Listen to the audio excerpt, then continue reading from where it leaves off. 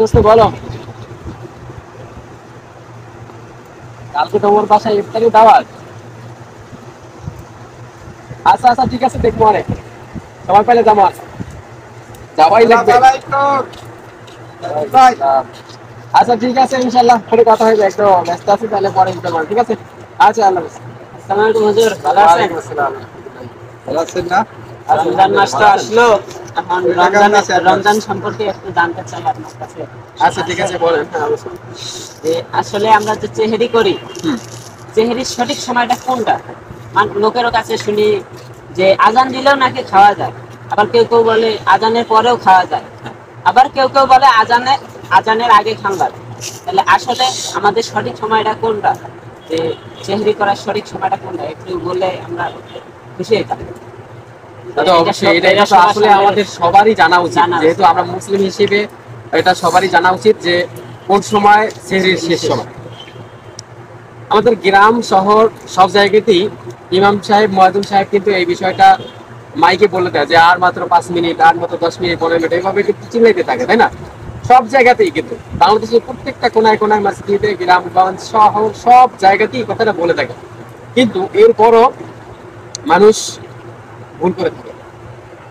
তো এই বিষয়গুলা এর আগে অনেকে জানতে চাইছে এবং প্রশ্ন করছে। বিষয়টা হলো সেহেরি লাস্ট যে সময়টা, আমাদের গ্রামে অনেক লোক বলে যে আজানের শুরু থেকে শেষ পর্যন্ত খাওয়া যায়, সমস্যা হয় না, যে আজানের মধ্যে খাইলেও হয়ে যায়।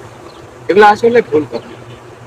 এরপরে অনেকে আছে যে সূর্য ওঠার আগে খাইলেও হয়, আজান টাজান কিছু না, সূর্য ওঠার আগে খাইলেও নাকি হয়ে যায়, মানে এরকমের অনেক ধারণা করে। তো সর্বোত্তম টাইম হলো, যেমন আমাদের ইসলামিক ধর্মে যে বিশেষজ্ঞরা আছে, আলেম সমাজ আছে, তো তারা এটা রিসার্চ করে দেখছে যে সুবহে সাদিক যখন শুরু হয়, আজান ফজরের যখন আজান দেওয়ার টাইম হয়, সেই আজানের পূর্বক্ষণে আপনার খাওয়া দাওয়া শেষ করতে হবে।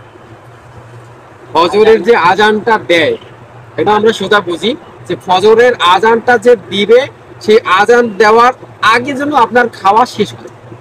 আপনি খাওয়া দাওয়া আপনার, আপনি হাত ধুয়ে আপনি পানি খেয়ে একেবারে ক্লিয়ার, আপনি আজানের আগে, এরপরে যেন আজানটা শুরু হয়। তো এই টাইমের মধ্যে আপনাদের খাওয়াটা শেষ করতে হবে, আমাদের খাওয়াটা শেষ করতে হবে, আর এইটি হলো সর্বোত্তম টাইম।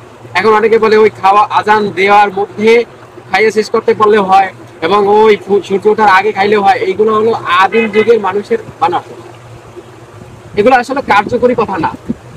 ওই আদিম যুগে দাদা দাদিরা বলতো, মুরব্বীরা বলতো যে সূর্য ওঠার আগে খাইলেও রোজা হইবে। হ্যাঁ, এটা আসলে কোনো মতেই ঠিক না। আজান শুরু হওয়ার আগেই পানাহার বন্ধ। এমনকি এমনও বলা আছে যে আপনার মুখে খাবার, আজান শুরু হয়ে গেছে, মুখে খাবার ফেলে দেন, তার খাওয়া যাবে না। আজান শুরু হয়ে গেছে, খাইতে খাইতে টাইম অল্প, তো আপনার মুখে যে খাবারটা আছে সেটা গেলা যাবে না, মুখ থেকে ফেলে দিতে বলছে, এমন অবস্থা। তাহলে এটা কি বোঝায় যে খাওয়া খাওয়া যাবে না? খাবার আজান দিয়েছে, খাওয়া বন্ধ, শেষ। যতটুকু খাইছি ওই পর্যন্ত শেষ। আজানের মধ্যে যদি খাবার খায় তাহলে রোজা হবে না, তার রোজা হবে না। মানে এটা তার ঘাটতি হয়ে গেল, মাত্র হয়ে গেল, ঘাটতি হয়ে গেল। এটা এটা ভুল কাজ, এটা ভুল কাজ, এটা করা যাবে না। আজানের আগে খেতে হবে। কেন আমি সারাদিন এই যে 12 ঘন্টা প্লাস, এখন কিন্তু বড়দিন না, 12টা ঘন্টা আমি উপোস থাকলাম, আল্লাহকে রাজি খুশি করার জন্য একটা ফরজ কাজ আদায় করলাম। এখন এইটা যদি না হয়, তাহলে একটা ভুলের কারণে, ওই সাধারণ কয়েকটা সেকেন্ডের কারণে, মিনিটের কারণে যদি আমার এই রোজাটাই না, তাহলে এই কাজটা সঠিক হলো? কোনোভাবে এটা সঠিক হবে না, আর এটা কোনোভাবে করা যাবে না। আজানের পূর্ব মুহূর্তে এটা খেতে হবে। আচ্ছা, আর কিছু জানার আছে? আর রোজা রাখতে মানে যে গোপনে এই কুসুম পানি খায় বা গোপনে এটা হলো স্পষ্ট কথা। রোজা রাইখা ইচ্ছাকৃত যদি এক ফোঁটা পানি খায়, যাহা কিছুই খাক না কেন, সামান্য কিছু যদি ইচ্ছা করে খায়, তার রোজা থাকবে না, শেষ। আর মনের ভুলে যদি খায়, সেটা আল্লাহ ক্ষমা করতে পারে।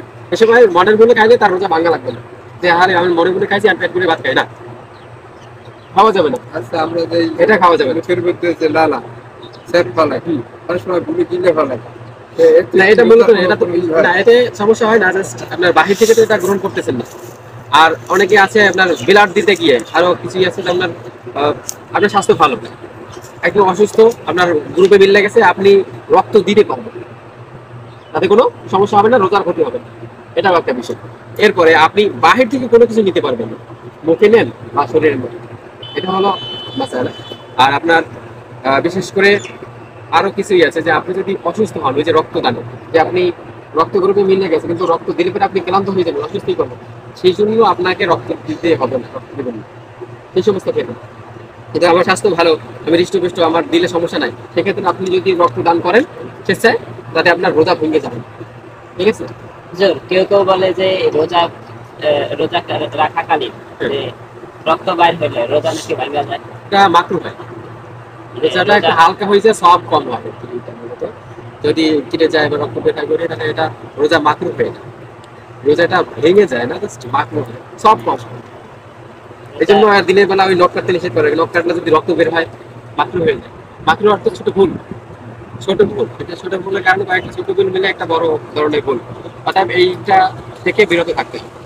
আচ্ছা হুজুর, সেহরির সম্পর্কে তো জানলাম, এখন ইফতারের সম্পর্কে একটু বলেন তো, যে আসলে যে আমরা ইফতার করি, যে মাগরিবের আজান দেয়, হ্যাঁ, সঠিক সময়ে ইফতার করা লাগে। কেউ কেউ দেখি যে আজান দেওয়ার আগেই মুখে লয়া থাকে খাবার, 1 সেকেন্ড সময় টাইম দিতে পারে না, যে আজানটা শেষ হোক তারপরে আমরা খাই, যে আজান দিতে মধ্যে পানি মুখে দেওয়া শেষ, মানে এভাবে এটার বিষয়টা হলো কি, এভাবে আপনি পানি বুঝতে মুখে পারছেন, দিলে কি আপনার রোজা কি হয় না না হয়, নাকি ভেঙে যায়?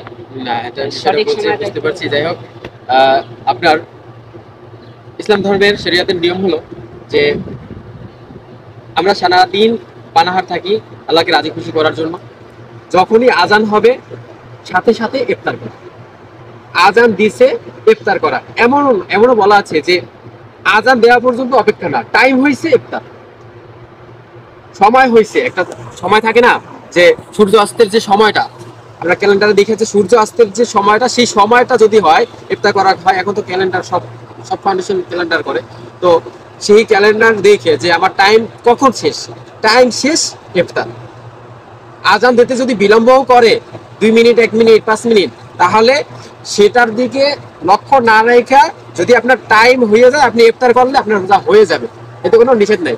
আর যে বলছেন ওই যে আজান পর্যন্ত অপেক্ষা করে তারপরে ই করে, এটা করা যাবে না, কারণ আজান দেওয়ার পরে যারা বিলম্ব করে, এটা ইহুদিরা করতো, ইহুদিরা এটা করতো, আজান দেওয়ার পরে বিলম্ব করতো। সারা দিন আমরা রোজা রাখছি, এখন আজানের পরে 1 সেকেন্ড 1 মিনিট বিলম্ব করার কোনো মানে হয় না, কোনো প্রয়োজনই নেই। আজান হবে সাথে সাথে ইফতার হবে। আর যদি কেউ একটু বিরতি করে আজানে, তাহলে টাইম হলে সে তারপরে কেউ যদি ইফতার করে তাতেও হয়ে যাবে, টাইম হয়েছে তারপরে ইফতার করবে, কোনো সমস্যা নেই, সঠিক সেইটা, টাইম হয়েছে ইফতার করছে, এটাই একদম সঠিক। ইফতারের আরেকটা বিষয়, অনেকে অনেক খাবার ইফতারের সময় খায়, কোন জিনিস খাবার খাইলে ইফতার উত্তম বা রোজার উত্তম জিনিস খাবার খাওয়া হয় বা উত্তম, এটা বিশ্বনবী হযরত মুহাম্মদ রাসূলুল্লাহ, অনেকে বলে যে ইফতারের বেলায় খেজুর নাকি খাওয়া প্রথম উত্তম। অবশ্য সঠিকই শুনছেন, আলহামদুলিল্লাহ। তো এ সম্বন্ধে তো ইমাম সাহেবরা অনেকেই বলে থাকে, মসজিদে মেম্বারে এগুলা অনেক আলোচনা করে। তো যা শুনছেন শুকরিয়া, আলহামদুলিল্লাহ। বিশ্বনবী হযরত মুহাম্মদ রাসূলুল্লাহ সাল্লাল্লাহু আলাইহি ওয়াসাল্লাম খেজুর দিয়ে ইফতারটা শুরু করতেন।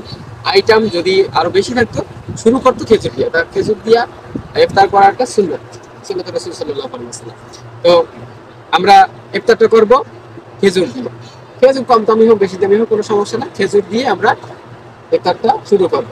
আর যদি সামর্থ্য না থাকে তাহলে সেখানে কিছু বলা থাকে না, হ্যাঁ, আমাদের উচিত খেজুর দিয়ে রোজাটা ইফতারটা করা সর্বোত্তম, একটা সুন্নাত আদায়। তাহলে আমাদের জেনে শুনেই রোজাটা পরিপূর্ণ আদায় করতে হয় এবং রমজানে তেলাওয়াত করতে হয় বেশি করে, কারণ রমজানে কোরআন নাযিল হয়েছে, 30টা রোজা এবং ফরজ নামাজ, এইগুলো সবগুলো ম্যানেজ করে আমাদের চলতে হবে। কারণ পবিত্র রমজান মাস তো সবসময় আসে না, একটি বছর পর ঘুরে আসে, 11 মাস পরে এই রমজান মাস আমরা পাই। তো আগামী বছর পাবো কিনা সেটা তো আর বলতে পারি না, বলতে পারি কেউ? অতএব আমরা যেন এই রমজানের পবিত্রতা রক্ষা করতে পারি আর সঠিক নিয়মে চলতে পারি, সবাই সবাইকে না জানলে জানাইয়ে দেই, ঠিক আছে? ভালো থাকেন, আশা করি উত্তর পাইছেন, তাই না? আচ্ছা ঠিক আছে, আবার দেখা হবে, ভালো থাকেন। আর সবাইকে বিষয়টা জানাই দেবেন যে সঠিক নিয়মটা কি, কারণ অনেকেই জানে না, অনেকেই আর জানার চেষ্টা করে না, মানুষ অলস। জানার চেষ্টা করেন। এই যে আপনারা আসছেন ইচ্ছা করে, একটা আগ্রহ করে, যে ইচ্ছা শক্তিটা তো আসি বেড়ে আপনারা চলে আসছেন এটা নিয়ে যে জানতে হবে যে বিষয়টা কি। এরকম সবাই যদি জানতো তো বিষয়টা ভালো হতো। ঠিক আছে, ধন্যবাদ আপনাদেরকে। আচ্ছা, আসসালামু আলাইকুম হুজুর। ওয়ালাইকুম আসসালাম।